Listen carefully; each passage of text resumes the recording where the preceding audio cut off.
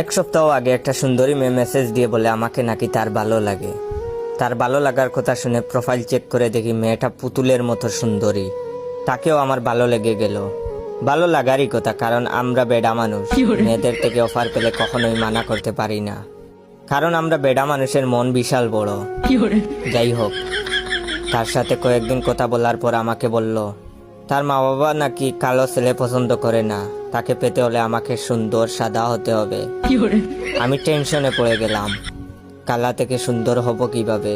সে বলল টেনশন নেওয়ার কিছু নেই, একটা ফেসবুক পেজের লিংক দিচ্ছি, সেখান থেকে ক্রিম ক্রয় করে ব্যবহার করলে নাকি এক সপ্তাহের মধ্যে সুন্দর হয়ে যাব।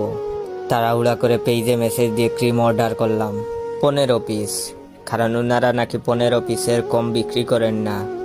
টাকা পেমেন্ট করার পর ক্রিম পাঠায়, তারপর তাকে মেসেজ দিলাম ক্রিম পেয়েছি।